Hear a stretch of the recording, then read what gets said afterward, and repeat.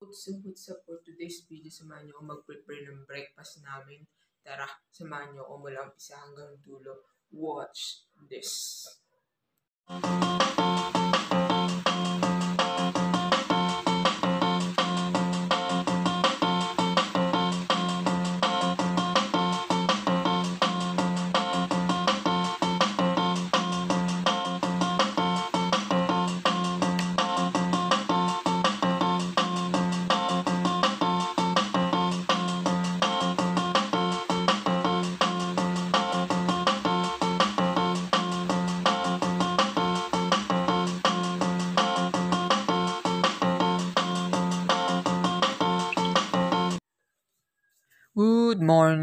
Good morning ngayon kasi umaga. So, nagising ako ng siguro mga 7 a.m. yan. Di pa sana ako babangon, babalik pa sana ako kasi mag-CR lang sana ako. Kaso, tinanong ko ate Mikian yung kung nag-breakfast na siya. So, hindi pa daw. Gutom na daw siya. So, syempre, lutuan natin kahit antok-antok tayo. So, nag-shoot kasi ako ng mga vlog namin pang reserva. Kaya late na ako nakatulog. Umaga na rin. Siguro mga 1 o 2 na. Kapag kasi nag-market kami, tapos pag kinabukasan, isushoot ko na yan. Kaya dire-diretso siguro hanggang katapusan na yan ng buwan, may shoot pa ako. So, late na ako nakakatulog. So, syempre gutom ng ating printeta. So, yan. Prepare tayo ng bread. Pinakamabilis gawin. Pero di naman na ako makakatulog niya kasi sasabayan ko na siya mag-breakfast. At syempre, ang palaman natin ay scrambled egg at ham. Ham and egg. So, anuhan lang natin yan. Tadtarin natin ng gulay kasi marami tayong gulay. Lalo na yung lettuce, madaling masira. Kaya ipalaman na natin yan. Tapos lagyan natin ng kamatis. So, kamatis is life. Yan, favorite namin natin Mikian yung kamatis. So, pwede na yung dalawa lang. Kasi may lettuce naman, isang atutak, tapos may pipino pa. 'Di ba? Tapos, inaaran kasi gumawa din ako ng ganyan sandwich. Nasarapan siya yung egg. In-scramble ko, tapos nilagyan ko ng mayonnaise. Tapos sabi niya, sarap daw. Kaya yan, ulitin natin. Tapos sabi ko, wala pa akong ganitong vlog eh. Kaya yan, i-vlog natin para may vlog tayo, 'di ba? Pang short na rin, at saka pang vlog, 'di ba? So, yan ang egg. Batihin lang natin yan. So, 3 egg lang, sapat na yun para sa amin dalawa. So, ayan lang ilalagay ko. Paminta at asin. Pwede na yan. Pampalasa. Ayun, depende sa inyong gusto ninyong lagyan ng wow magic. So, ayan. Lahat ang antok-antok pa. So, lagyan natin ng salt yan. Diba?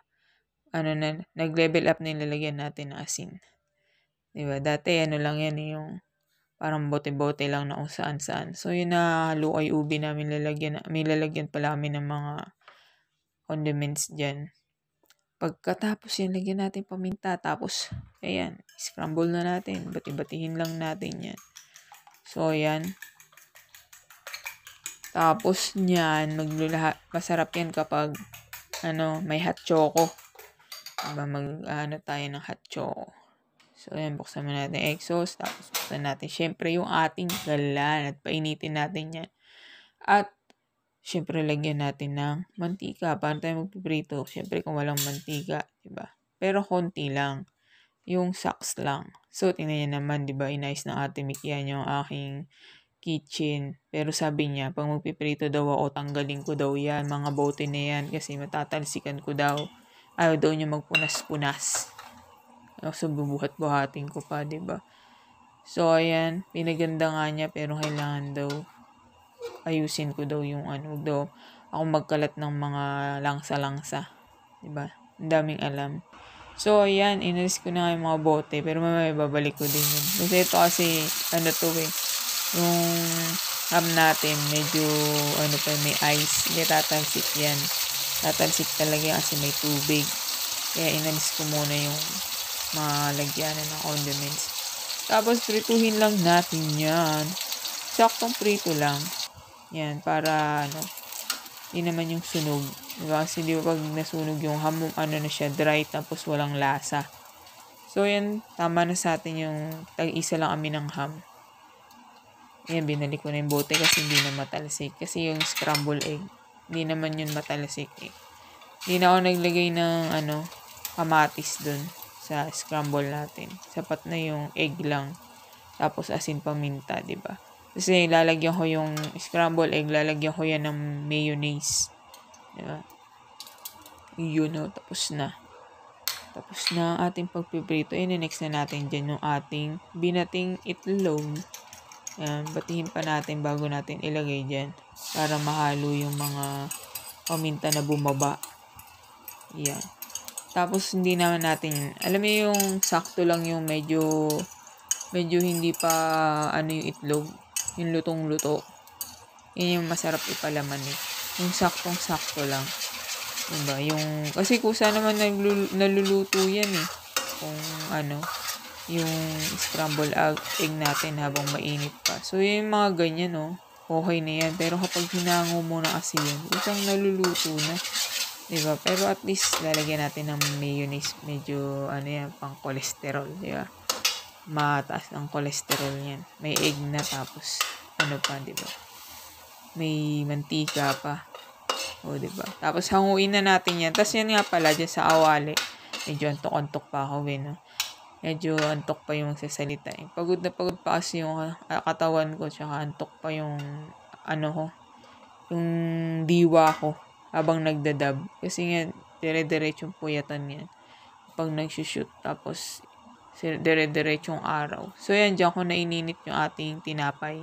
Hindi ko naininit sa oven, diba? Aksayado lang yun sa aksayado lang sa ating mahiwagang kuryente. Diba? Kaya yan. Pasensya na sa mga background na maingay kasi may mga dumadaang sasakyan sa paligid natin kasi malapit tayo sa alsada. Tapos yung mga nagkakampanya, diba? Naririnig nyo. Yan. Tapos na initin ang ating bread. Siyempre, hanguin na natin yan. Tapos, simulan na natin i-assemble yan. Assemblein na natin yan para makakain na tayo. At syempre, kapag nagsushoot tayo, di ba, ang matagal din matapos. Sabihin naman ng ating Mikian, tagal mo naman, gutom na ako. Di ba?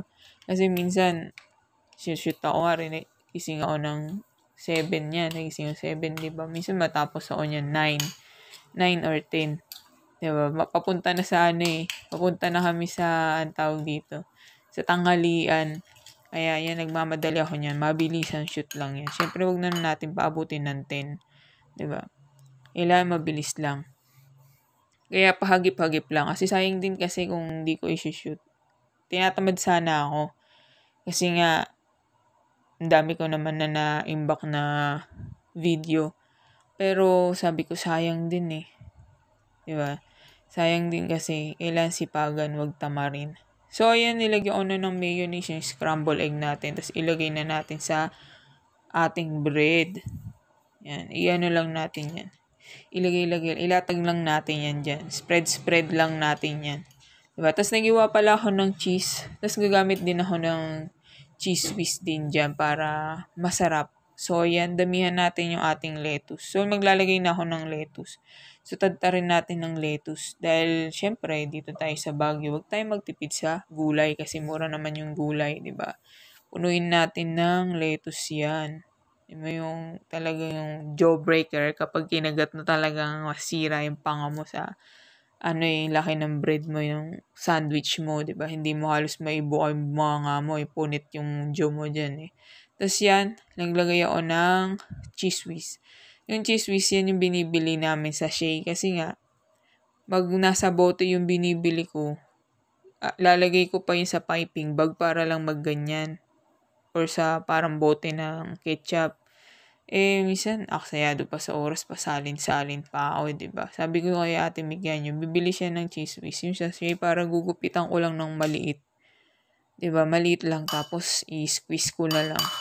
Hindi makalat. Diba? Kaya, cheese whiz, Bikinimen. Tsaka Del Monte ketchup, Bikinimen. Tapos, yung isa, mayonnaise. Best Foods, Bikinimen. Best Food mayonnaise, Bikinimen. Diba? Puro na lang Bikinimen, no? Tapos yan, lagyan ko ng ketchup. And then, ilagay na natin ang ating ham. At ang ating cheese. Eden cheese, Bekenemen. So, hindi ko kasi flex yung karton niya. Binalik ko na ng ref. Tapos yan, meron na tayong cheese. Siyempre, lagyan na natin ng tomato. Yan. Favorite ng ating mikya niya yung kamatis. Kaya, damihan natin yung kamatis niya. Yan. Tapos, pipino. Sarap niya, no? Nag-imas data. Manganta yun. Tapos, pipino. Yan. Simple lang, 'di ba? Simple lang ang aking version ng bread, 'di ba? Kayo anong version ninyo, comment down, 'di ba? Para magawa naman sa susunod, maging breakfast din namin. Matry din namin i-breakfast 'yan, 'di ba? Tapos 'yan, cheese whiz ulit sa ibabaw.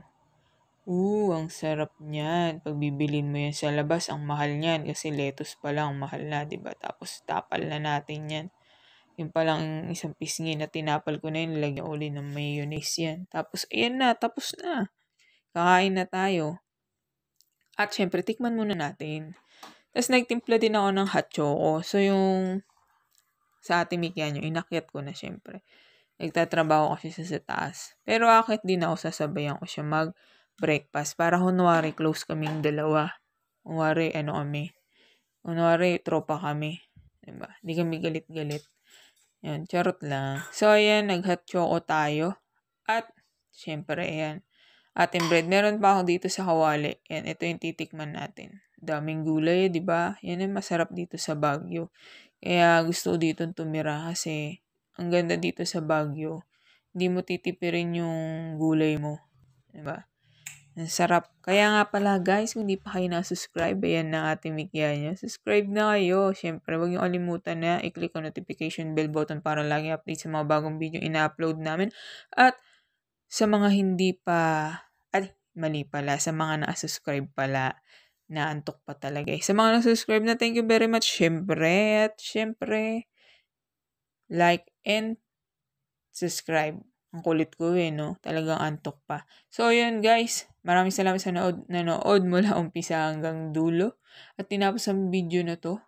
At sana hindi kayo inantok at nahawa sa voice over ko. Inaantok pa rin no? So, yun guys. Hanggang sa susunod. Thank you very much for watching. And bye-bye. Goodbye. Ingat mga partners. Like and subscribe. Like and subscribe. Ang kulit din. O, diba? Bali yung panga ni Ate Mikyaning niya. Hindi niya mabukain. Hindi makagat yung tinapay. Bumpanot. Hirap siya no? So, hanggang sa susunod guys. Bye-bye.